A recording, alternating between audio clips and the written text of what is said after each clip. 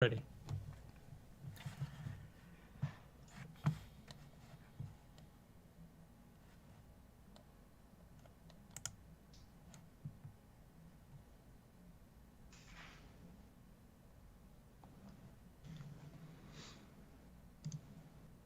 Are we live? Yes.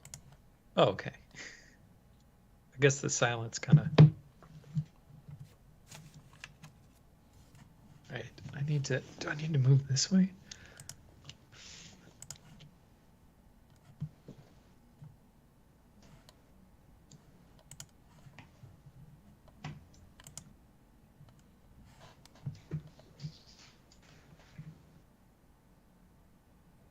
I still have the Mandalorian theme stuck in my head from earlier. That's a good one. Mm-hmm. I remember that being one complaint that I had about like all the Marvel movies coming out. I was like, there's no distinctive theme songs. The like, Avengers are any of the only these ones that movies. really did. Yeah, which is true at the end. And even that theme song was based on Captain America's theme song. So I mean, it's like, but yeah, that one was distinctive. But the rest of them, like, if you picked any of those, 27 years worth of movies and said, "What's the theme song?" I don't know. Don't remember it. Well, I don't remember game theme songs either, according to last week. That's so all right. I'm not sure sounds are going to be memorable enough from the other way. My kids listened to that episode because they wanted to play along too. My kids, yeah, same thing. Yeah, you guys didn't do that bad.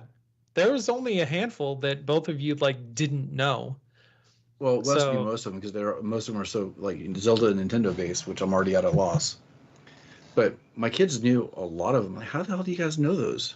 And they've played through so many of the retro games on the Switch that they've become really familiar with the songs. My daughter, even, who's not as diehard of a gamer as my son, but she did pretty good. That's cool. Yeah, my kids had fun playing along. We took a trip up to my brother's house and they were listening to it in the car and like screaming from the back of the car, "Sonic! It's Sonic!" Yep.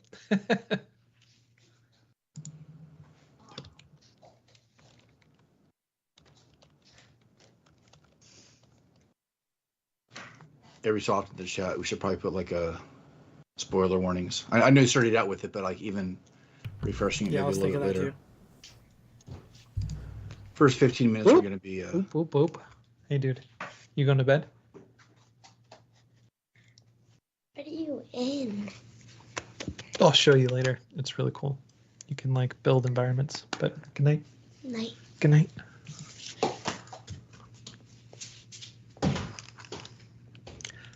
All right. I'm officially ready now.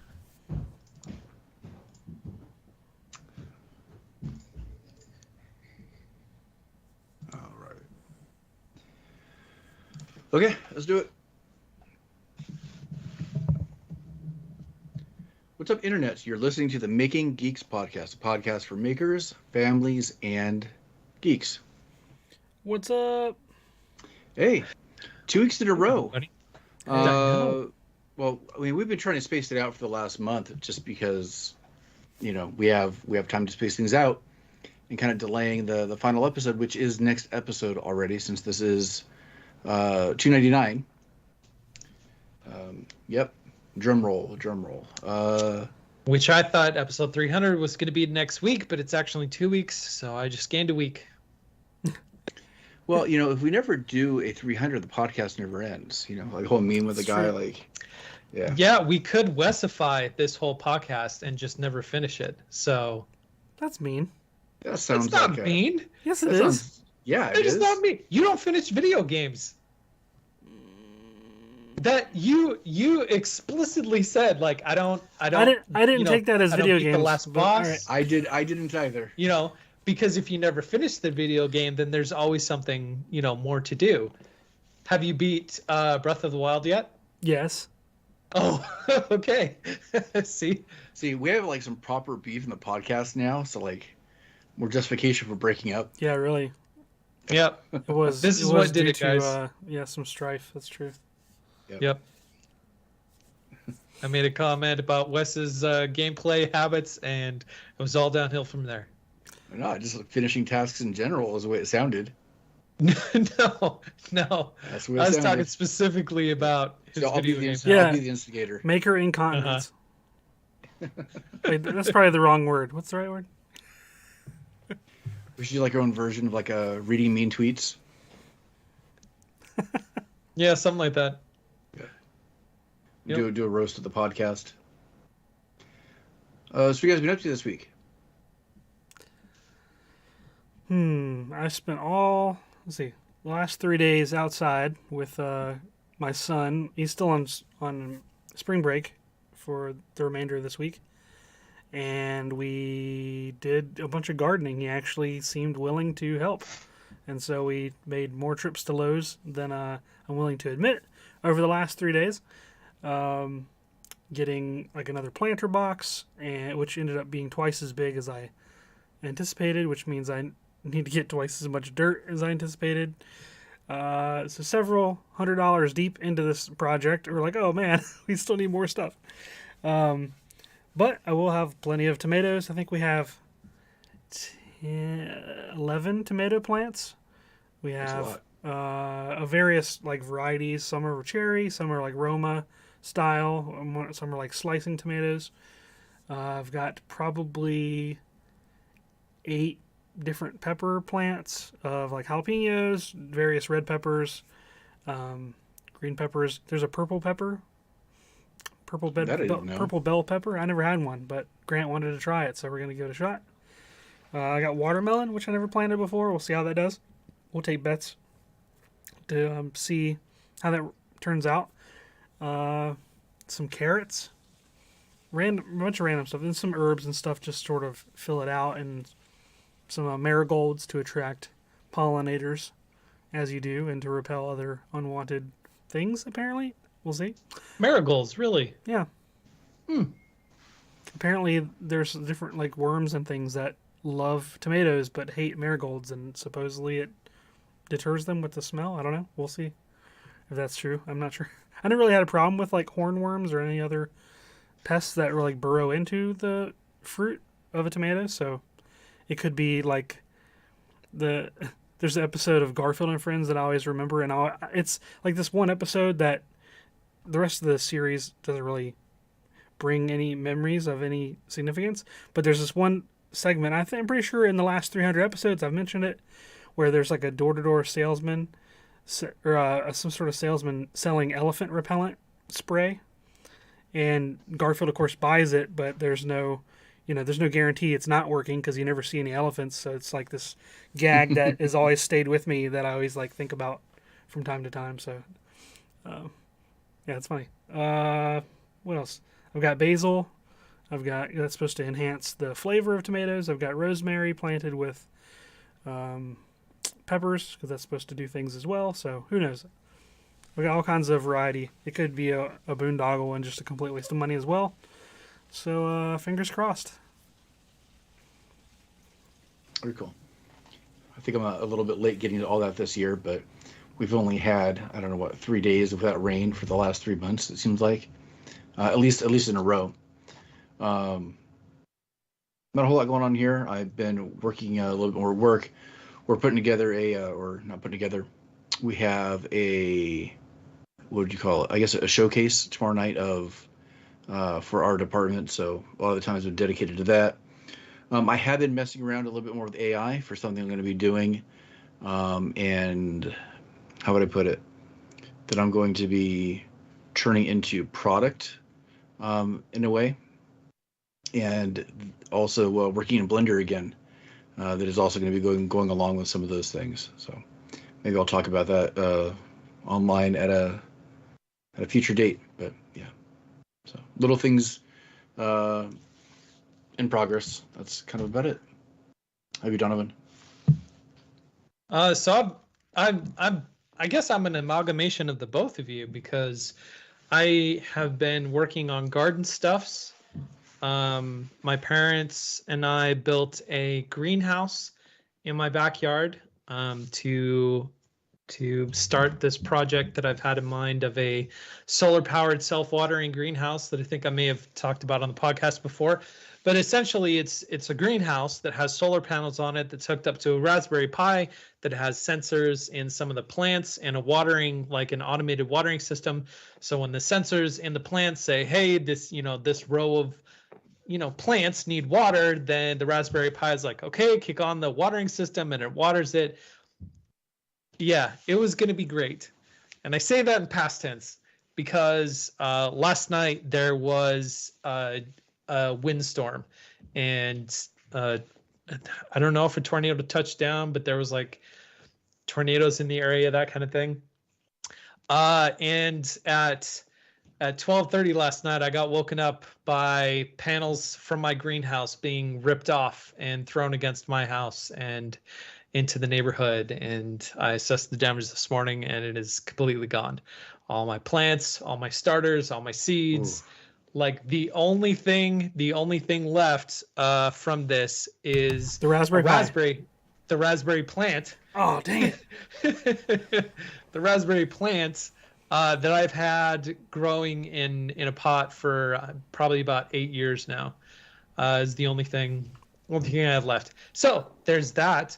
And then kind of like Sean, I've been working with AI, testing out stuff for ideas for videos and projects, and just the capabilities of like how to implement some of these things. And so I've been playing around with AI. It's fascinating, totally fascinating. And the other thing I've been doing is playing around with puppets and watching a lot of Jim Henson stuff, obviously for inspiration.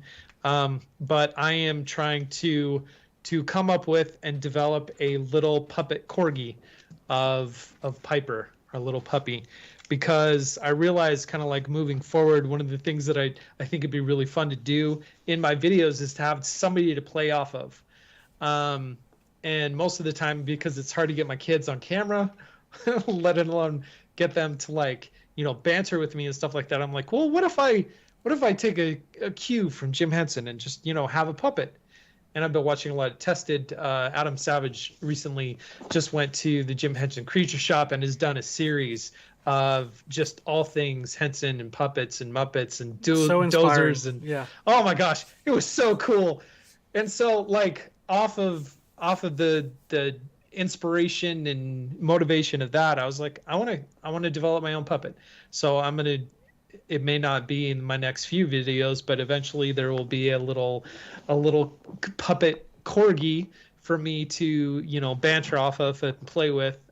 That'll only be in my head. So when I'm talking to Piper, she'll be a puppet that'll be able to, talk back to me and, talk about the project as kind of like not an opposing view of, like whatever I'm making, but just, yeah, something like that. A heel. And yeah, a heel. Yeah. And when the kids see me and the dog, it'll actually be the puppy. So I was like, why not? I'm playing around with the style of my content and what to do with my videos, and I like this. It's going to be fun for me. If it's fun for other people, great. You can hear the puppy in the background. I'm sorry, but it's something I'm working on. So there's a rough start to what eventually will be a puppet. Now, and secretly, what is that something you modeled, or is that a file you found somewhere? No, so like the pieces, there's a particular. He's a furry. A little puppet shell, by the way. Yeah. So there's a guy that's a furry that models different animal heads, full size, like meant to be worn on your head, like full size animal costumes. And I found one that I'm like, oh, that is the shape of my dog's head. And so what I did is I took that full size model, scaled it down to like 32% of full size, and printed it, and went and found like a dog's nose. And I've got to figure out what to do with the eyes, because I want to have, movable eyes and eyelids and stuff like that. And so I've been gathering different pieces from different places to put all this together and to try out. There's a professional puppet maker that actually works with or for the Jim Henson Company that lives here in Tulsa, and I reached out to him to see if we could work together on building this project, and he said yes. And so we're getting that process started. Secretly, I'm doing all of this because I really one day want to be invited to do a collab with the Jim Henson Company. If I can like work up to that point, I will have made it. That'll be a good day. Well, and if that doesn't happen, it looks like you have it in with the furries now, because that's probably gonna. That's true. Yeah. It's good to have a backup plan. Yep. Mm-hmm. Yeah. Not put my eggs in one basket. There you go. Or whatever a furry equivalent joke would be. I don't know. I don't want to think about their eggs or baskets. Okay. Yep. Yeah, or a backup plan.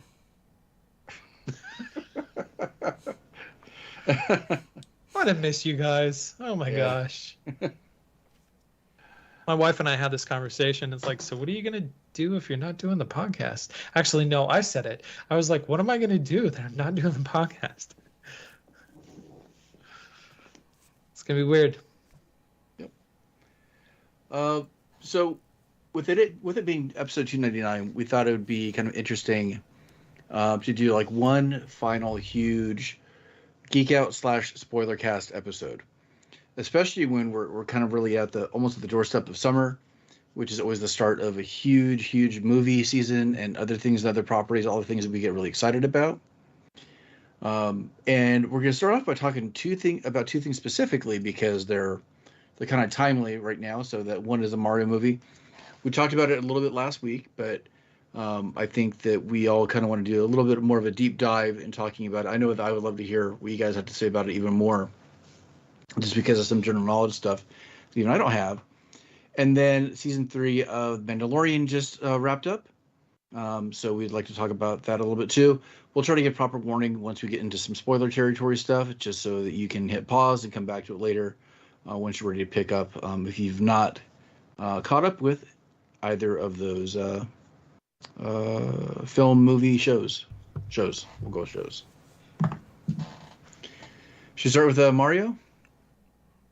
Let's do it. All right. Let's go. So it came out 2 weeks ago, I want to say. Is that right? Maybe a little bit longer. Yeah. Mm-hmm. 2 weeks. Yep. Yeah. We talked about our general impression last week, and just, I guess, a quick recap. We all really liked the movie. I'm not sure if any one of us really liked it more than the other. I think we were all, pretty pleasantly surprised or pleased. Any other details about the movie that you'd like to talk about that we didn't get to last week? Because I have like questions for you guys regarding some of this stuff now. So it's funny because I don't typically watch movies in the theater more than once, mostly because I don't feel like I need to. This year, however, I don't know if part of it is due to the fact of just being excited to be back in a movie theater with people and, sharing an experience of watching a fun movie. But Dungeons and Dragons, I saw that twice in the theater. And the Mario movie, I saw twice in the theater. And both movies, both times, were great. Enjoyed them. Had a blast. So much fun. So I think it's something to be said for the movie itself that I felt like I wanted to watch it more than once in the theater. So, if that says anything. Yeah, definitely. I think it says a lot. Let's see. I've only gone once. I took my family, and we had a great time.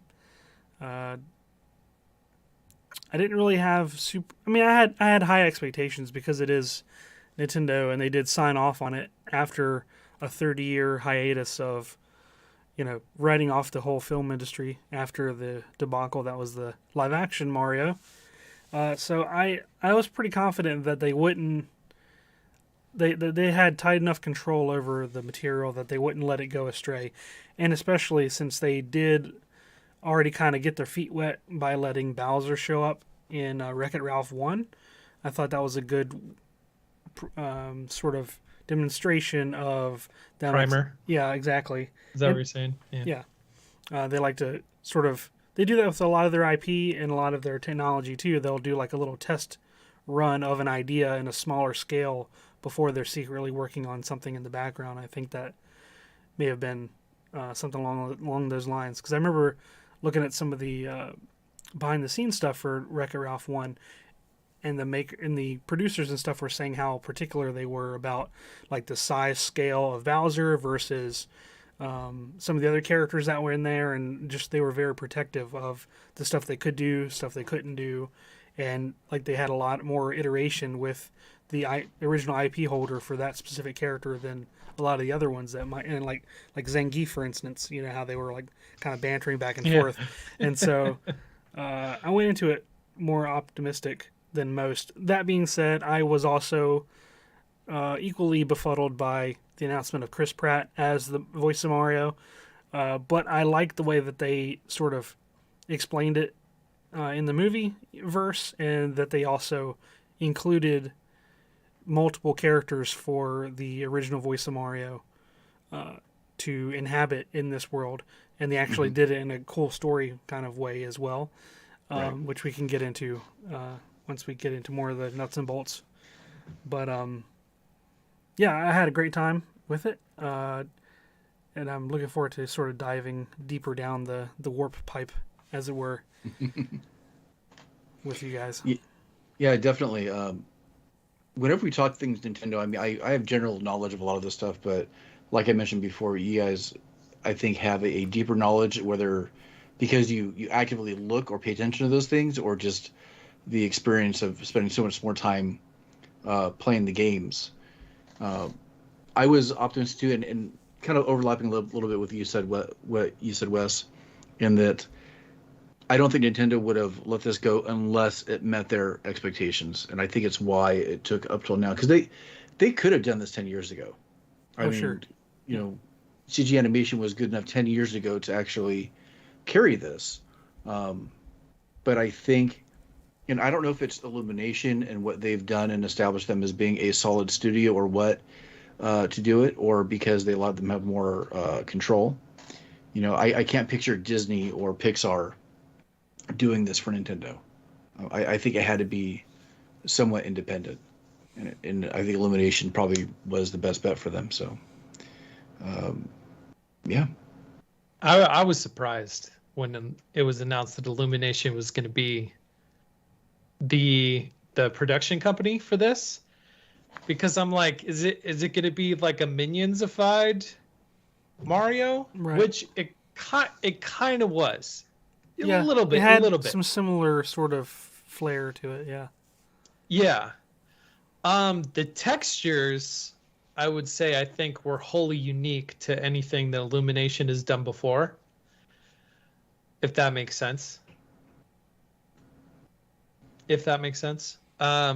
It wasn't as glossy as a lot of other Illumination animation properties and stuff like that, specifically like Minions and things like that.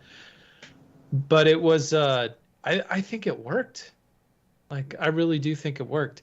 Like you said, Sean, I can't imagine like Disney or somebody else doing. And they wouldn't have let Sony do it just because Right. they have a little bit of a rivalry with Sony. It's either DreamWorks or Illumination, right? Basically. Yeah. Most likely. Yeah. Or WAG, Warner Brothers Animation Group, maybe. Warner Brothers wouldn't be the right fit either. I think Illumination just, I mean, unless you go, you know, they create their own studio, which they eventually could, but I think the comic sensibilities and everything, and then of course the technical prowess of Illumination was, it worked. Yeah, even the opening, like I said before, the opening studio logo stinger, I guess you could say, where it said Nintendo and it's like dink, and it had the 8-bit Mario and Luigi running across the screen. I was like, okay, I'm in. Like, that's all you could. If that's all the movie was, that's fine. I'm here. You know, like, you would have to do a lot of bad stuff from this point to kick me off the train. And if they got any more of the Seth Rogen laughter than we did, I think maybe I would have had some other things to say. But luckily they didn't bother me. It didn't bother you? It didn't bother me. It's good. No. I'm happy for you. I mean, there was enough processing in all the voices that, I mean, other than the laugh, Yeah. There's enough processing all the voices that it didn't take me out of who the characters were supposed to be, and constantly remind me of who was actually voicing the characters. Right. And I think that kind of helped. But I do want to get into some spoiler stuff. Let's do it. So anybody that's not seen the movie, we are going to get into some of that spoiler territory. A couple deep dives, and I have quite a few questions for Wes and Donna regarding this stuff too.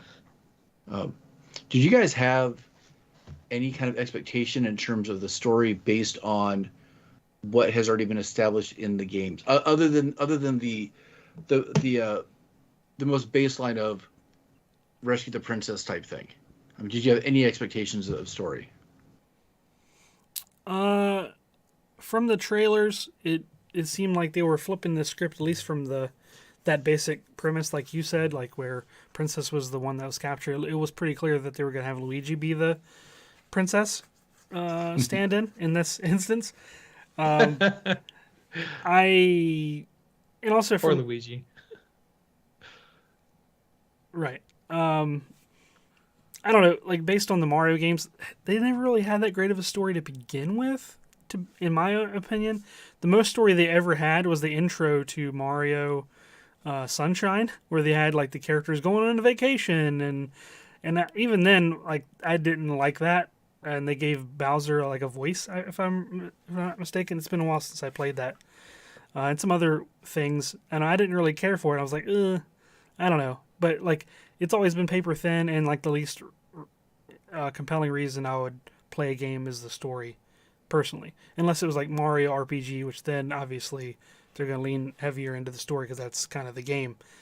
But I love that game too. I thought they were going to pull more from that, or yeah. I was wondering if they were going to. It's kind of weird to have this as a defense for a movie to have a thin story, in that the IP also had a thin story. Right. But it's almost like saying it did work in this instance, right? But it's equally as weird as saying like, well, the Trolls movie, that's going to have a great story because the Trolls, they have a long legacy, or like Battleship the movie is going to be fantastic because I love the story for Battleship. You know what I mean? But all those equally, Mario barely has more of a story than those. I mean, it does, but you know what I'm saying? Just over face value, it never felt rich enough to populate an entire movie's worth of content. And it really didn't do much more than just, here's the character that's captured. Bowser wants to take over the world for some reason, and he's in love with Peach. I mean, but do you need any more than that? I guess not. I mean, that's... I think it's a really, really good point. And I think to maybe interject more would have actually unnecessarily burdened the film. Yeah. And took away some of the fun. But yeah, I think you're right. Yeah, I mean, behind the scenes, like Shigeru Miyamoto is notorious for preferring gameplay over story. Like if it comes down to the two, gameplay wins every time. Could you imagine Kojima making a Mario game? Huh. I have never thought about that before. Hold on. I'm trying to imagine it. I wasn't trying to throw a wrench in the gears, but just by contrast, because he's all about story. Convoluted as possible. Yeah. And I mean, the lore of Mario has had like iterations throughout the years. Mario RPG, Paper Mario, the first two Paper Marios, like there was a lot of story with those and character development and things like that. But I think you're right. Like if they were to have had to depend on like a lore of 40 years worth of games, it would have bogged the movie down quite a bit. I think it was enough. I mean, I enjoyed it. My kids enjoyed it. My kids didn't understand every like reference or Easter egg or whatever you want to call it. And that was fine because they enjoyed it. They enjoyed it. I can talk. They enjoyed it even without like being like, oh, there's that thing, or hey, they did the thing from the thing. But they still had a great time. I still had a great time. Why is it that this? Oh, it's always interesting to me why fan service in some movies works, in other movies it doesn't. And this is way more like bashing your head over, with Mario references constantly than, let's say, Star Wars or like so the Solo movie, for instance, right? Oh, it's a Solo movie, cool. Well, Mhm. there we get I got personally annoyed that they had to have all these references to things that are Solo, which it makes sense, but like maybe it's because they gave explanations as to why they existed. Maybe that's the problem. Like they're like, oh, here's the dice, here's the reason, here's a 5 minute diatribe of where the dice came from, or here's the blaster, here's his name. Yeah, I guess if Nintendo they didn't really explain what power ups, who puts the power ups in the blocks, like why are there power ups. I guess maybe that's the difference is they didn't put lore where it didn't belong. I don't know. It's weird. yeah, what does the monkey race have all the cars? Right. That's true. Yeah. Well, there's Diddy Kong Racing, but I don't know if that was their minor justification. The Diddy Kong cameo. Yeah. What is it that you can like describe that makes it work in some movies but not others? Is it's not blatant use of it because they totally used it a lot. So I think it has to weird. do with just the confidence of doing it, and I think you said it with the explanation thing. Hmm. It's like we're going to have it be part of the progression. But we're not going to get hung up on it. It's not going to interrupt getting from point A to point B. It's like flavor and background. And it was kind of like Yeah. breakneck speed enough where you like didn't get a chance to think about any of these things because the movie was moving so fast, too. It didn't really dwell on like why is this happening or like. And like when Mario was playing the Nintendo, it didn't do like a quick zoom in on it to show like, Right. hey, look. Like a cheeky, yeah, that's true. It's just there. Yeah. It feels I mean, naturally. from a storytelling standpoint, oh my goodness, puppy. From a storytelling standpoint, like every scene in a movie either has to drive the plot forward, develop the character, or build the world. And I think with a lot of other movies, that there's fan service. The reason why it doesn't work is because it doesn't develop the character or it doesn't drive the story forward and it doesn't build the world. It's just there to be there. It's in script writing it's called the and then. It's like this happened and then this happened and then this happened. There's no like oh gosh, there's no logical progression as to why these things are happening. They're just happening, which is one thing that I find very frustrating with a lot of movies is that they fall into that and then. But it's like with this one, I may be looking through the lens of nostalgia a bit too much with this because of just the pure, unadulterated history I have had with Nintendo and all things Nintendo for the last how many years now? So I do have to admit, there is that bias. There is a very deep bias for Nintendo. But all of the stuff that was in there, like think of the market scene when Toad is leading Mario into the kingdom, and they go through the market. Like oh my gosh, you could like freeze frame on just second by second, and there are so many Easter eggs and references, and this is from this and all that kind of stuff. But it didn't detract from the path that Mario and Toad were on to get up to Princess Peach. It was just what was happening around them. So they didn't like pull focus, just to be like, oh, hey, remember this thing, or that kind of thing. And so in instances like that, I think it works. But again, I'm saying this. I know it. I may be biased. So Sean, because I know that you don't have the storied history that like Wes and I do with Nintendo. Like for this movie, like for scenes like that, like going through the market, all of that kind of stuff, do you feel like showing the Toads warp whistle or something like that, does it detract from the movie? Do you see that as, oh, that's just fan service? Or right, here comes Mario crossing a bridge. I bet you there's gonna be fish that jump out. Oh, sure was. Oh, there's a fish. It landed right square in the face. Like, I don't know. I don't remember or know if there's ever been a property that I've watched through such rose-colored glasses. Mm-hmm. Because first of all, I didn't know entirely what to expect. The language of Mario is not on the forefront of my mind. So, I mean, I recognize a lot of things. I don't know what a lot of things are. I don't know the names of a lot of things. I know that they're part of that world. And it didn't detract at all. In fact, my entire feeling, and this kind of leads into some of the questions I want to ask you guys. My entire experience watching the movie was actually coming up with questions. One, I want to walk around in the world. I want to put a VR headset on, and I want to just explore the world because it's colorful, it's bright, it feels pleasant, and I love that feeling. But just constant questions came up, and questions that I wanted to ask you guys in terms of now that we have a semi-established story within this universe. Is this going to influence games that come out, or are they going to keep it a strict division between these are the movies, these are the games, and never between they shall meet? That's like one of the first questions that came up. I feel they would keep it separated because they've dabbled in that in the past where they have, things that influence, the games influence the movie. Like I'm thinking of The Wizard, right? And that was clearly like a marketing thing, and not that the kids realized that, but it was pretty blatant looking back now that, wow, this is basically just a giant commercial for Nintendo, which is fine.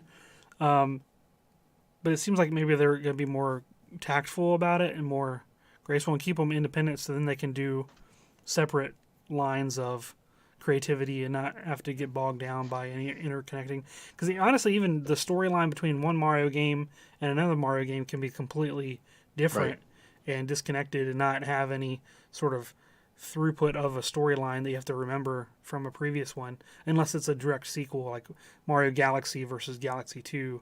There's a little bit of a thread between them, but there's not any like huge callbacks from any of the other games in Mario Galaxy or stuff like that. So I think they have it. Maybe it's me being a little hopeful because I would love an interactive experience in that world, and I know that we're kind of due for another Mario game. I don't know if they're just planning on doing just a Mario Odyssey 2 or if they're planning on doing something completely different again. I mean, I would love to see although I'm not sure if this overlaps now, but like a new Super Mario RPG, like a real quest type feel. But that would be cool because that's. Well, because Mario RPG is one of my favorite games. Oh yeah, it's one of the best Mario games ever. Yeah. Yeah, that is one thing. I did not feel like this was just a glorified ad at all, which it very easily could have been. Just be like, hey, this movie is an hour and a half commercial for you to buy our toys. Like it didn't feel like that. They could have showed the Switch too. I really dug the Kid Icarus, him playing Kid Icarus on the Nintendo. Like, again, going back to the whole like character development and world building in the beginning of the game, they say that people don't take them seriously. In the movie or the game? No, like in the movie. In the movie, they're like, yeah, people aren't taking us seriously. And they're having this conversation while playing arcade games in a pizza shop saying, oh, people won't take us seriously. And then they go home, they have the family dinner, the conversation, Dad, people aren't taking Mario seriously. And he goes to play a video game in his room, which, on a social level. Hitting at our generation. On a social level. How old is he supposed to be? In this? Yeah. That is a great question. Is he supposed to be like 20s or is he in the 30s? Was he living with his parents and he went to his room? Like, obviously he is. He's a 17-year-old Italian teenager with a full mustache. Right. And starting a plumbing. He has a canon height. I don't think he has a canon age. Yeah. Does Mario ever have kids in any storyline or any game? Yeah. So in the lore, Mario ends up marrying Daisy. Huh? Daisy from the first game, Mario World, like where you have to save Daisy and not Peach. You guys remember that? Did you? What are you talking about? Daisy. You're talking about in the movie? No. In the games, in the lore of the games, Mario ends up marrying Daisy. Luigi ends up marrying Peach, and Luigi and Peach have Rosaline? Am I saying that right? Oh, is that where the character comes from? Yeah. And so eventually, yeah. Did they have a reference to Daisy in the movie? I didn't pay attention. I don't think so. I'm sorry. Where is this? What game is this reference in? What get? Where are you getting your info from? Oh, just from the games. Like in Galaxy, when Rosaline, is it Rosaline? Rosalina? Rosalina, yeah. When Rosalina like comes from the future, and she keeps calling the whole iteration of her talking the way she talks about Peach. Like there's lore. I don't know if I want to get into it, but like there's lore around like these characters. I don't know. You got me there. I gotta look it up now. I don't want to lose my geek card over this because I didn't come prepared for this type of conversation. You said Daisy was in the older games. Which games? Yeah, so the first Mario game for the Game Boy, like the first low bit Super Mario Land. Super Mario Land, that's what it was, not Super Mario World. So in Super Mario Land, it's not Peach, it's Daisy. Right. And you're trying to save Daisy, and like within the lore over the years, Mario ends up with Daisy, Luigi ends up with Peach. Prove me wrong. I'm not familiar with this. Okay. So I was trying to think about some of the other questions I would ask you guys regarding some of this, but that was the one I just asked was kind of like the big standing one of do you think one's going to influence the other? Actually, you know what? Let's talk about Yoshi first, or even maybe the sequel before getting into some of the other stuff. Because once again, for everybody listening, we are in like deep spoiler territory for the Mario movie, so hopefully everybody's kind of caught up with that. The after credit scene or the mid credit scene wasn't what I thought was going to be the mid credit scene, with showing what Yoshi hatch in a sewer in New York. That's kind of what they were showing. Yeah. Okay, I have a question to ask you guys on that. Was it impactful? Was that moment impactful for you? No. Of the egg cracking open. Why? I want to ask why. I have my own theory as to why. Well, because they already showed like herds of Yoshis and but like, they didn't show a green Yes. one. They didn't show a green one. That's fine, but I mean, that almost didn't matter to me, because they were already shown. I know that Yoshi is unique for whatever reason, but yeah, I guess that's what kind of did it for me. And I totally agree. Like you have a sweeping shot of Yoshi Island with 100 dinosaurs, and I think that moment, like it loses the punch of the after credit scene of Yoshi hatching under New York. Like if they didn't have that Yoshi Island scene, I would have been like, oh. But because they had that, I would have been like, oh. Well, I guess okay. I could see Yoshi Island being the big centerpiece for the second movie. Yeah. Wes is pondering something. To me, it felt kind of like how they went from 8-bit to 16-bit, where the 8-bit era, they wanted to do Yoshi for the NES, but they didn't have the technical capabilities to do it on the NES. So they backburnered that idea and brought him out in Super Mario World. And so to me, that's sort of, it matches them holding off on that character for the sequel, basically. Oh, cool. I like that as an idea. Yeah, that's a good point. I really thought, and this is like one of those situations where I start projecting my own expectations or, my own prediction for what's going to happen. And of course I was wrong because they didn't do it. But it seemed 100% like they were completely foreshadowing the fact that Bowser was plucking one of Luigi's hairs. I thought they were going to do that too and clone him or some sort of make could be Waluigi or Yeah. Which maybe they could. Yeah. They still definitely could, but I thought that was going to be the kind of mid-credit scene of him finding it like that in his coat or something, like, and the wizard guy is saying, doing something, I don't know. Yeah, do like a Superman 4 kind of thing. Yeah. With the hair. Like literally the same concept. It still very much could be the case, but, I thought that would have been a little bit more exciting than the cracking of the egg. But that's just me. That's what I get for trying to make predictions. Yeah, I do. Oh, go ahead.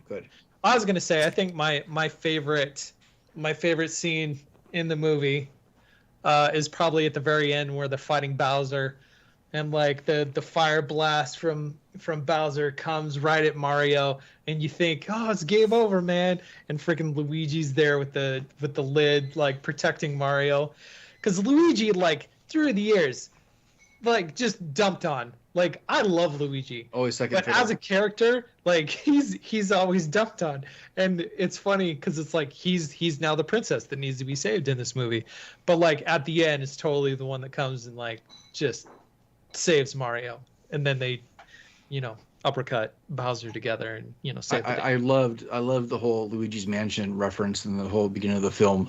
Yep.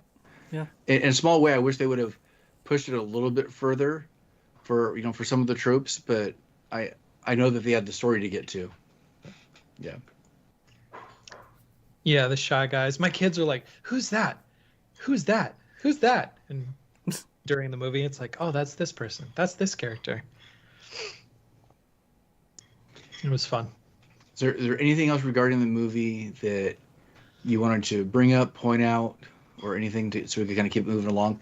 Because then I have one final question about the broader Nintendo verse possibility. Let's go. Yeah, Okay. go. What's the next Nintendo movie? Well, not necessarily.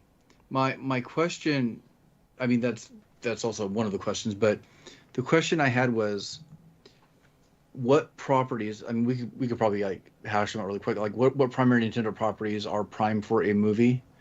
That should be a film at some point, and because of this being established, should all the Nintendo stuff just all be animated, or should some also be live action? I mean, I could totally see Metroid being Oh yeah, sci-fi, Metroid. and, Yeah. and even like have But live action live action elements. or animated? Yeah. Okay. Now, not that I want this person to play Samus, but like a Brie Larson-esque type actress, I could see, like as far as like a blonde, heroic. Already it's easier to see her in that sort of role since she did Captain Marvel. But Bo-Katan.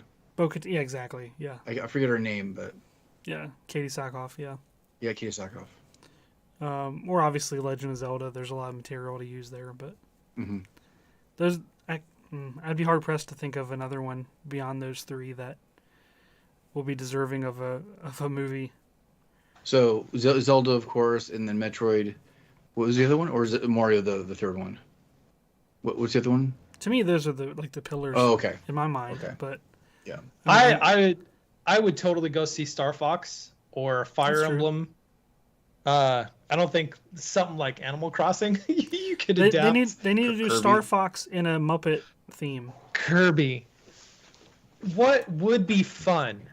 I'm not saying like this would be good, but I think what would be fun is to do a Marvel-esque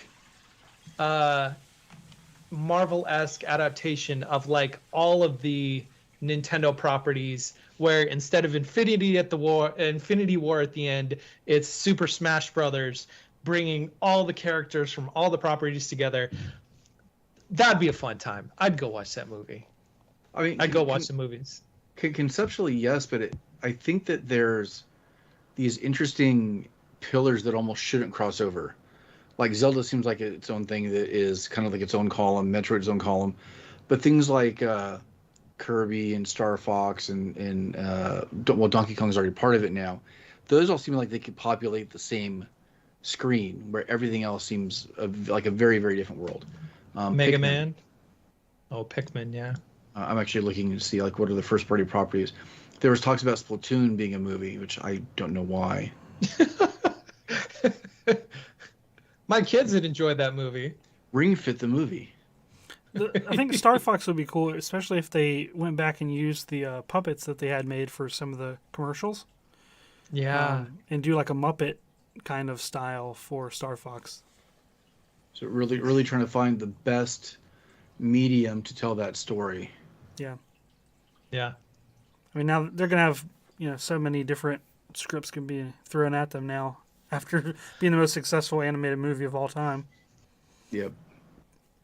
It's I would great. love to see an arcane style Legend of Zelda. Because I don't know how else how else you would adapt Legend of Zelda. I think we're at a point where it could be live action. Like a Lord of the Rings style. Okay, well, we can get it. Oh, I can get into that. Do you have Link Talk? I'm just going to throw that. Do you have Link Talk? That's what I was going to say, because that's like a major thing. And if he as soon as he does talk, it's going to like wreck the games. Because it's supposed to be you. So is that like having Gordon Freeman talk? Kinda, yeah, a little bit. It's not like, in my mind, Link has always talked. I have this debate with people that is like, Link doesn't talk. Link talks all the time. What are you talking about? You just don't hear it. He's not a mute. Like, either you would have to have him talk, which would be problematic for a lot of the fan base, or you would have to have him be a mute, which would be a problem for a lot of the fan base. So it's hard. That's why I think Legend of Zelda will never be adapted into live screen, because I actually think it will. That rift. Really? I actually think it will. But I think that what I would be curious about is, do you give him like a really deep masculine voice, or do you give him like a K-pop voice? Like Wind Waker? Yeah. So, do you have any more questions about Mario?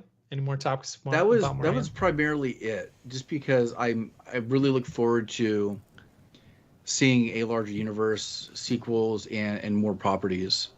I'm hoping that Nintendo. Well, no, I won't even say that. Just I'm looking forward to it because it was fun, and I'm looking forward to more fun in the theater. So as long as that's going to maintain, I'm all for it. Mario Paint the movie. Yep. Dr. Mario.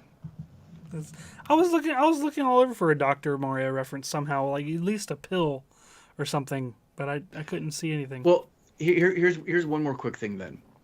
So we have all these references that were thrown in this movie, or placed in and appeared in this movie somehow. How hard do you think they have to work, or should they even care about not repeating? So we already had Smash Brothers reference. We already had a Mario Kart reference. Does it start getting repetitive too much if they do those same references again in the next movie? Does that hurt it somehow? Right. Do we care? So if there's Rainbow Road and Mario Kart 2, then... I mean, is it like, they've already played all the cards from their sleeve and now they got like nothing left? I mean, there's a lot left, I know, but no, at some point it would get tiresome of like, having this again. Oh, they're in cars again. We already had the kart chase scene. I wonder how much of a consideration that is and how much that impacts the film and what it should be. It is funny. I do find it funny how Mario Kart influenced Wreck-It Ralph when they did their kart manufacturing thing, which in turn the Nintendo movie kind of like played off of that scene in Wreck-It Ralph in their own spin of like assembling the carts. I was like, subtle. Felt like Fast and Furious for a couple minutes.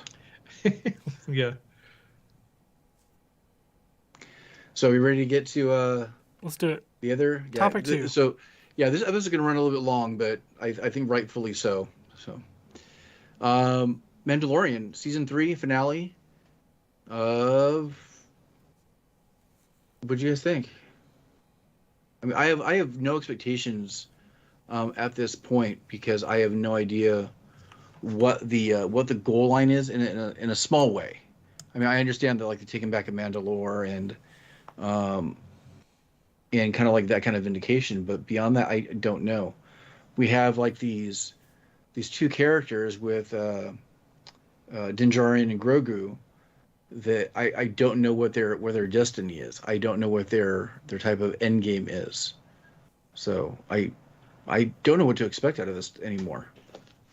So after we sat down as a family and watched Mandalorian right before I jumped onto this, the episode ended and the credits were rolling, and I looked at my wife and I was like, if this was the series finale, like not the season finale, but the series finale, I'd be okay with that. I've had the exact same thought. It seemed I would be okay. Fine. Yeah, as the last shot being Mando and Grogu, like in their, at their house, relaxing, just being a family, fade to black and good. Especially with the little boop, boop, like the little. That seemed like so weird at the end. There's one payoff that didn't quite happen that I thought was going to happen, or I thought should have happened, or wanted to happen. But I'm actually okay that it didn't happen. There was a couple loose threads. Yeah. The Mythosaur is the one payoff that I really wanted to see. Yeah. But I don't feel like I need to see it anymore because I know it's there. So it'll rise at some point.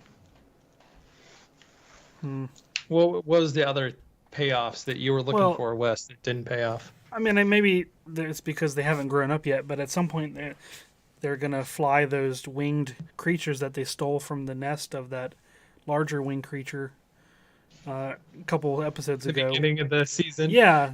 The other foundlings of the... Crossover with the Avatar? Pterodactyls or whatever, yeah. I don't know. And for... I don't know. I think we should go back and sort of do like an overview of... Instead of go right to the end. Okay. I felt that Mando already sort of adopted him. Maybe not by name as his son, but that was sort of like a hollow victory for me because I'm like, I thought he already was episode 2 of season 1, right? Yeah. And like in other moments besides that too, because he's like basically alluding to him being his family, or somebody did, or at least Grief Karga or whatever has said it many times. Like he said, like your boy or your guy, or there's been other characters that have referenced this. So I know it's all like pomp and circumstance and like traditional stuff, but it also seemed like they kept changing the rules throughout this season, where they're like, here's our rules for never taking your helmet off. And then they like even did it a couple times. And then like, Bo-Katan, you can do it. You're special. And then like, well, you can't take the creed because you can't say the thing. Oh, that's how it works. Okay, cool. And then like, well, okay, here's the point now. Can he say the creed? No, he can't say it. Well, there's an exception because the parent can give permission. Like, you keep changing the rules within the same like season. Yeah, and there are a lot of weird me. concessions. I'm like, there's a lot of weird concessions. Don't make up a whole rule and then have me like, oh, that's cool. Okay, yeah, I can get behind that. But we got a loophole. But we have a loophole. Oh, it's like all these loopholes. Like, come on. I don't know. Yeah, so the founder in episode 2, when he first brings Grogu to the Mandalorians, he's in charge. She's like, you are now his father. Right. And act as... And so the whole thing at the end, I'm like, what was the point of that? What was the point of that? What was the point of that scene? I always thought it was more like mentor student as opposed to parent. Well, then on this one, he accepted him as a parent and an apprentice. So either one, they're saying he wasn't either one before. I mean, I'm okay with the ritualistic as long as you have the clear rules, like you were talking about, Wes. Yeah, it just kind of bugged me. I don't know. And I didn't like how... Okay, we'll fast forward a little bit. I'm jumping around now, even though I said I wouldn't. I thought the whole point of the cloning stuff was to give Palpatine his clones, and that's what it made it look like. But maybe, what's his face? What's his name?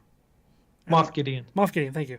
So he just did a spin-off of that to make his own clones of himself, because it was pretty clear that Snoke was like the creation of this experiment, procedure from the second season, because like the things in the capsules look like Snoke's that were like not as cooked as well. And then come to find out, he's just trying to make Force sensitive versions of himself. I don't know. That small part kind of makes sense because Snoke ended up being Force sensitive. Yeah. So the fact that being like one of the focuses of the cloning, right, made sense. And I almost kind of see it like a gangster skimming off the top. So Moff Gideon is skimming off the top and actually trying to clone himself. That's kind of the concession or the explanation I made work for me. Not that it's a very good one, but that's all I got. See, I can't think about that thread, that plot line too much, because the scientist and Moff Gideon were the only one, and the guy from the first episode that Krishna or whatever his name is. Yeah, that hired Mando to bring go the get, baby. Yeah, they were the only 3 that knew about the cloning and interjecting like the midichlorians because that's what it was. The midichlorians in the cloning process. Now that the scientist is dead and Moff Gideon is dead, and everybody who was in that is dead, how is that the timeline of where this falls and the rest of Star Wars is very confusing at times, because they're like, hey, here's a brand new stormtrooper that looks nothing like any other stormtrooper. I was like, oh wow, that's cool, but wait, this falls before the First Order. And they just explain it away, though, because they were all destroyed in this battle in Mandalore, so they never got to escape. So it, like, completely, like, tidies it up. There's no loose end of that. I don't know. And they kind of did establish a little bit of the timeline, because it's, like, before the First Order was formed, because there was a reference to Hux's lineage, because I guess it was his dad who was supposed to have been on the Zoom intergalactic Zoom shadow call with, like, that other, you know. There's an awesome Easter egg in that scene, though. Captain Pelion is actually from the Thrawn books. Mm-hmm. Oh. He's the one that, yeah. That's cool. So, I mean, I don't know. There was parts I really liked and other parts that I'm like, eh. And some of the effects I thought were a little half-baked. I don't know, maybe it was just me. Some of the weird, like, they had, like, weird lead-ups and, like, outros for the animation sequences and stuff. People sliding were weird. And, like, I didn't really like Grogu hopping around. It didn't look right. I don't know if they were trying to make it look like stop motion. I'm not sure. Like visual style or something. I'm not sure that there's anything that could have been done to make it look right. Yeah, they almost like wrote themselves into a corner with him. Yeah. I expected his IG-12 suit to do something more substantial, too. I thought so, too. I thought he was going to pull out a lightsaber. Yeah, he force-pulled one of those lightning batons toward him. I'm like, right? oh, this is it. And then he didn't have it. I'm like, what the heck? And I thought for sure they were going to pull a Heroes moment when he like had the three Praetorian Guard like go behind the closing doors with Grogu. I thought they were going to pull like a Hero Season 1 where the two, you know, I don't know if you remember that series where like you're waiting for this build-up of this giant battle of the main like evil lead and the hero, and then they shut the doors and you just see like a lot of lights underneath the door that you're supposed to like fill in the blanks, and the door opens and the guy's victorious. I'm like, really? Like that's what I thought for sure they were gonna, but I'm glad they didn't do that in this. But I thought they kind of underutilized Grogu. I mean, he can lift friggin' creatures. I don't know, in the first episode or first season, he like lifts the guy up. Mudhorn. Yeah, the Mudhorn. And this thing is at least as heavy as Moff Gideon. Why couldn't he just like force push the motherfucker off the? Sorry, why couldn't he force push him off the ledge? Like there's a ledge like right there. But he's I don't know. Excuse my French, but I was so annoyed by that. Almost every movie has that, especially like in Star Wars movies. Like, well, why didn't you just do this? Didn't they just do that? I know. Why didn't Doctor Strange just cut off Thanos' hand? I mean, there's always those, you know, why didn't they do this? Not that it's wrong, but we always have those feelings. But I like the series overall. I mean, it's fun. I feel like the Mandalorians are the group that I would love to pull for more than the Jedi right now. I think it's kind of like the shot in the arm that Star Wars needed. Yes. Yes. Although the big tentpole movies are all focused on the Jedi still. Actually, no, except for this one, they're making the feature of this one. But it feels like a gate behind them a little bit more, even with all their loopholes in their creed and all that stuff. I wish they didn't. There's one lingering question now that I have, even after all this: where the hell is Grogu? Does he die? Is he actually? The rest of it? Does he die? Is he actually in hiding throughout the sequel trilogy, and we're going to see him with Rey now, and that he's going to be her Yoda or something, or part of the new Jedi Order? I don't know. What's his first word going to be? Yeah. He seems kind of adverse to fighting and wanting to be a Jedi. So I don't know if that would completely change what his trajectory. Yeah, because you can't like fully have a lot of Jedi powers when you reject the Jedi training. You can't like reject it and also still have them. Or like, I don't know. How much more powerful would he have gotten? I guess you're supposed to assume he's going to get to Yoda power level had he continued with Luke. Mm-hmm. But I don't know. Ahsoka rejected the Jedi way, and she's uber powerful. yeah, which I thought Grogu was going to go with her when she was introduced into the series. But did you notice the comment about where Grogu is from and his parents? Yeah. How could you I was not? like, don't do it. Don't do it. Oh yeah. They need to leave some things mysteries. Yeah, season 1 started off so strong and was so good and was so impactful. Season 2, not as good, but still okay. Especially with the finale, it was pretty strong. Yeah. Season 2.5 of Mandalorian in the middle of really Boba good. Fett. Really good. Fantastic. Yeah. Oh man, so good. And this season, I feel like within franchises that go on for a long time, there's a point where they start not running out of ideas, overstaying their welcome. It starts becoming a parody of itself. And I felt, especially in like the 3 episodes prior to this one, that it's like, okay, I feel like we've hit this point where you're kind of parodying yourself. Well, I think that the primary purpose of the season was really good and strong, but they had 2 weird side quests. They did, and that threw everything off. Those 2 episodes threw everything off, in my opinion.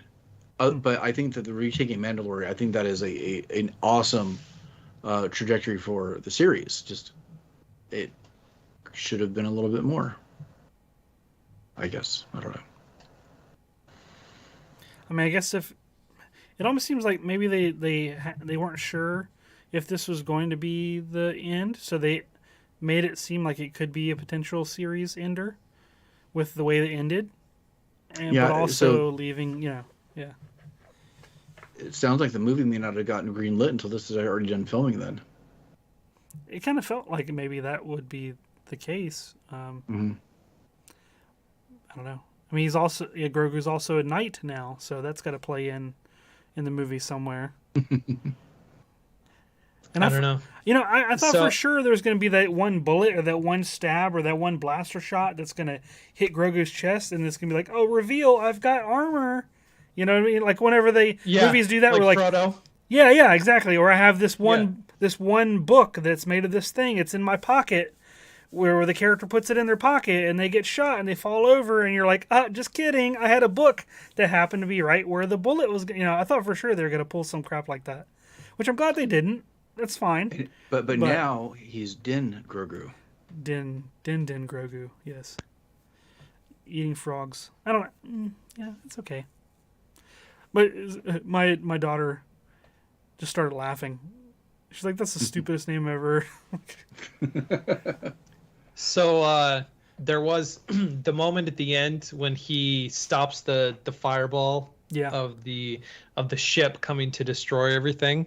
Like a Groot moment. Yeah.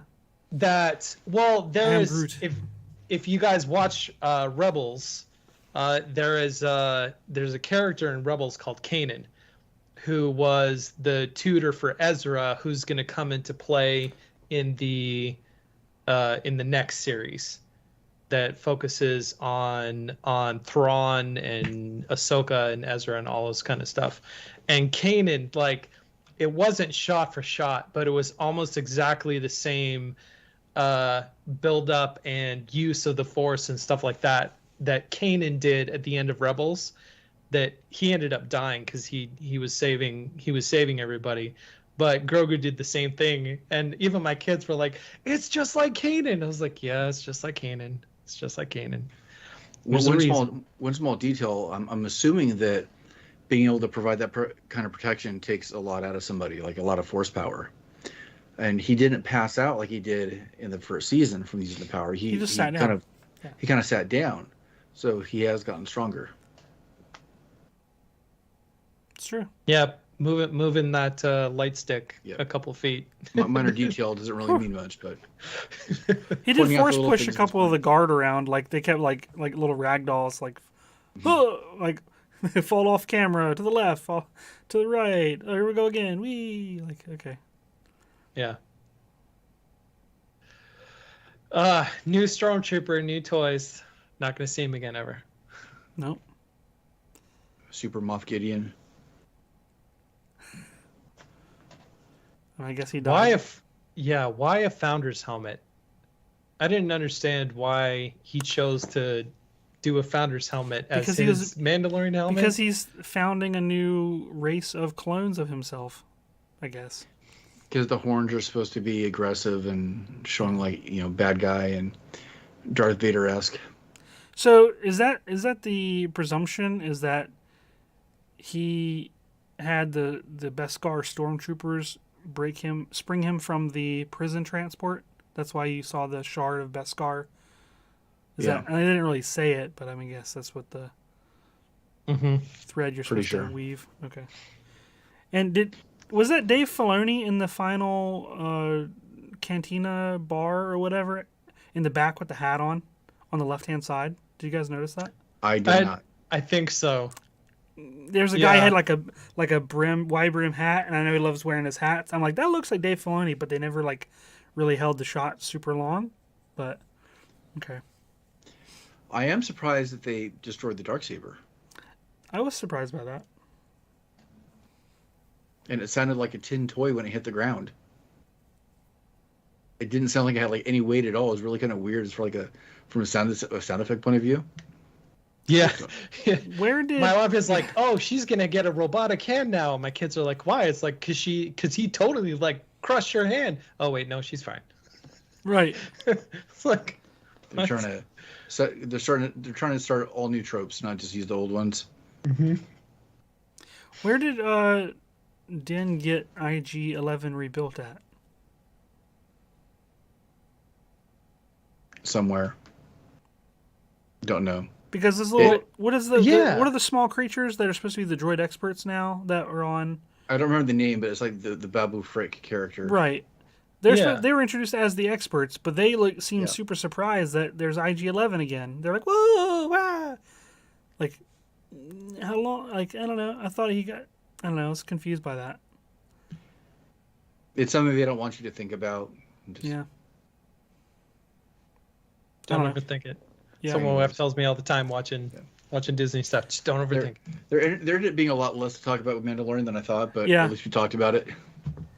And I guess the one X-Wing pilot just gives Din Djarin some of his own money to pay him with. Like, where does he get extra money from? That was kind of like the assumption. Like, oh, just pay me from your own pocket. It's kind of weird. It is. I don't know. Some discretionary funds that they have. Right. It's petty cash. Slosh fund, yeah. Yeah.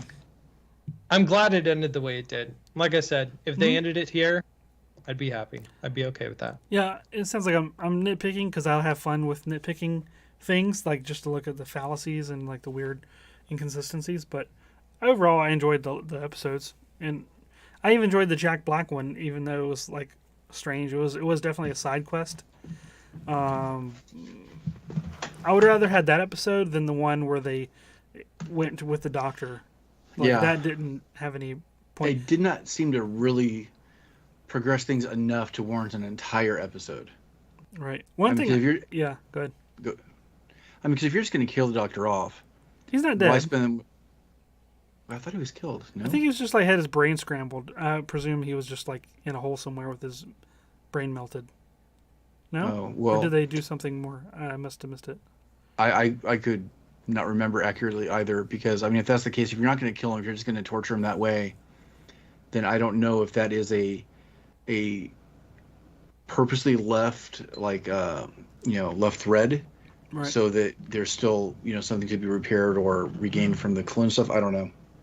But one thing I wanted to mention about the last episode that I didn't know at the time we talked about it, or even if we had, the probe droid that kind of approached the one spy in the back alley. Yep. That was designed by a fan who has an Etsy shop, and has a Facebook page that I'm on. I follow them. Droid Division, yeah.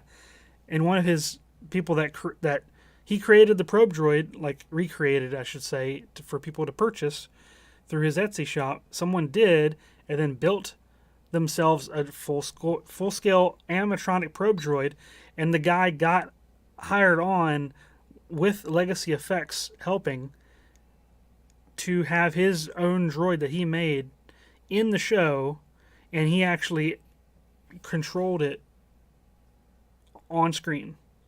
Mm-hmm. And it was a fan. You're talking about the Hoth droid, right? Yeah. Mm-hmm. Yeah. Probe Okay. droid. Yeah.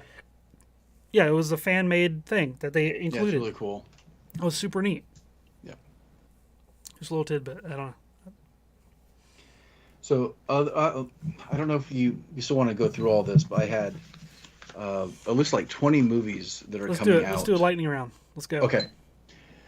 Pixar Elemental, Across the Spider-Verse, Guardians of the Galaxy 3, Dune 2, Ghostbusters 2, Fast and Furious 10, Wonka, Aquaman 2, Okay.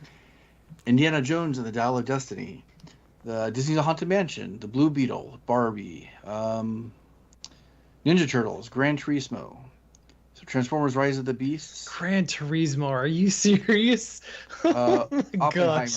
Oppenheimer, Mission Impossible: Dead Reckoning, Little Mermaid, and the Flash movie, which I still might be missing some, but that. Oh, I guess the Marvels. But just this year, or at least from now till the end of the calendar year, all those movies are supposed to be coming out. It's a Busy lot year. of stuff. Yeah. Now that theaters are back in full swing, I think we're going to see more movies. Do you think we're finally past? And I don't even know if this is the case. Are we finally out of COVID movie production times? Like the movies coming out now, do they start production after COVID? I guess in a way. Or are we still being affected by that? Do you think? No, I mean I think we're past that. I'm just wondering. Go ahead. I was going to say all of the tentpole movies that came out like during COVID, like, you know, the most recent Mission Impossible, Raya and the Last Dragon that was done all remotely because of COVID, like all of these other projects that were impacted of COVID, that doesn't seem to be the case anymore. So Mission Impossible? You mean Top Gun? No. Okay. Yes? That too. Sorry, that too. Yeah, but Top Gun was done way before COVID even started. Yeah, but it was impacted by. It just wasn't released. That's all. Yeah. Well, I mean, because I was only saying it because we've seen a lot of movies not be as good as they should have been because of compromises because of COVID. So I'm hoping that we see an improvement in production and everything else now that COVID should not be as much of an issue. I'm hoping because I want some more fun movies, and there's a good number of movies on that list that aren't. Which just out of those superhero lists, movies. which ones are you guys most excited for? Probably only about 3 or 4. I really want to. Well, maybe 5. Across the Spider-Verse, Guardians of the Galaxy 3. Oppenheimer and Mission Impossible are the ones I'm looking forward to the most. I think I'm with you on most of those, yeah. Mm-hmm. I would add Dune to my list. Dune 2. Oh yeah, Dune 2. Mm-hmm. Or Part 2. Part 2. I want to say Ghostbusters 2, but I have not heard anything about it. Even That's supposed to come out this year? In the fall. Oh wow. Okay. I mean, that's based on a list. I don't know if those have been adjusted at all. But. Yeah, kind of like Scott said in the comments, assuming the writers don't go on strike. Oh, yeah. Oh, my gosh. Because that's a big thing going on right now in Hollywood is potential writer strike. But I think for all the movies that he listed, they're all written and they're just doing VFX for now. Yeah. Yeah. Anything else you guys want to bring out in terms of what you're geeking out about? Other than we just kind of mentioned? The one little thing that I saw, a little press snippet regarding was there's a Section 31 series, which is the kind of espionage branch of Starfleet from Star Trek. They were supposed to have a series starring Michelle Yeoh that was supposed to have been in like production like by now. And they hadn't talked about it in a long time. And they came out and said they're not doing the series anymore. They're going to make a feature film with Michelle Yeoh. Because presumably, I don't know, I'm assuming they can't afford her now to pay her for an entire series. I don't know. But I'm excited about that. Wow.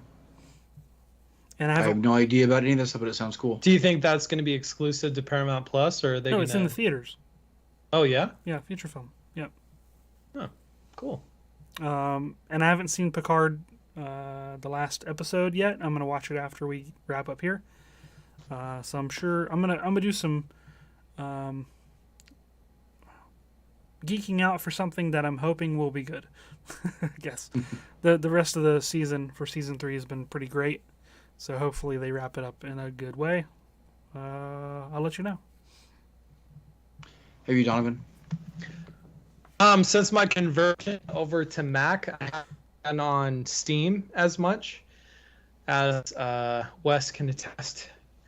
My Valheim house, I think, is still half missing a roof. If it's even there anymore, I don't know. I need to jump back on that. But I was on TikTok and I saw a trailer, not a trailer. It was like a behind the scenes clip of a game that's coming out called Europa. And after watching this little 15-second clip on TikTok, I went and researched it, and it looks amazing. It is a Studio Ghibli inspired open world Breath of the Wild-esque game, and it's been a long time since I've done this, but I pre-ordered because I'm like, holy cow, this looks incredible. I want in on this. And so I don't know when it's coming out. There's not an official release day. It's supposed to be soon.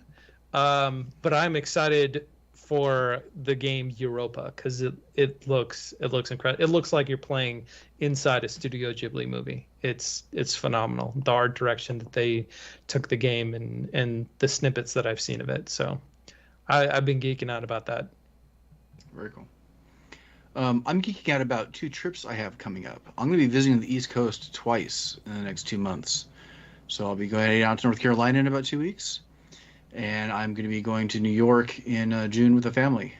Oh, cool. It'll be the first time with the kids being on a plane and going somewhere. So it'll be really interesting. Wow. I've been in New York once before. It was kind of fun. My wife lived there for a short period of time. So she's eager to get back. She lives in New York and hoping to visit some other people up there too, possibly. So, yep, that's what I'm geeking out about. That's awesome. Is it their first time on an airplane? It will be, yeah. It will be? Ooh, Yeah. That'll be exciting. Yep. Should be fun. All right. You know this was fun? Not as fun as our patrons over at patreon.com/makinggeeks. Every time we release an episode, which we only have one left, spoiler alert, they put their money where our mouths were, and they help us each step along the way. We appreciate them, including our top patrons, Jordan, Nolan, Square Splinter, Clinton, and Matthew from How I Do It. You guys are awesome. Thank you so much. Yeah. And like Wes said, we have one left. It has been a fun, amazing, wild ride and experience to get to sit down every week to talk about all things Maker, all things family, all things geek. It has been incredible to be on this journey. But after this journey is over, we're still going to be doing our own things. And so if you want to see all the things that we're doing or experiencing or traveling or building, come and follow us on social media if you aren't already. Sean and all the things that he's doing can be found at Geek Builders. Wes, all the things that he's doing can be found at Geek Smithing. And myself and all the things that I'm doing can be found at Baba Makes or Once Upon a Workbench. And I'd like to thank everybody for hanging out in the live chat during the show. It's always really fun having the live conversation going on. It gives us something to kind of watch and track and respond to while we are recording. And since we only have one episode left, we'll make an announcement of when you can hop on and be part of that final group for the podcast. We'll have details coming in the next week or so. We're still working a few small details out. Yeah, and you can, well, the script changes a little bit at this point since there's only one left. But for the foreseeable time, you can go ahead and check out the website. All the info is going to stay there. The contact page will stay up, so if you want to do any kind of shout-outs or maybe any kind of making geek memories of your favorite episodes, we'd love to hear all of that. And we still have all the merchandise up in the shop. And as always, all the past episodes are right there. You can listen in your browser, or your favorite podcast player of choice. But the website is makinggeeks.com. So, thanks everybody. It's fun. And yeah, we'll see you soon for the final episode. Sounds good. Take care, everyone. See you then.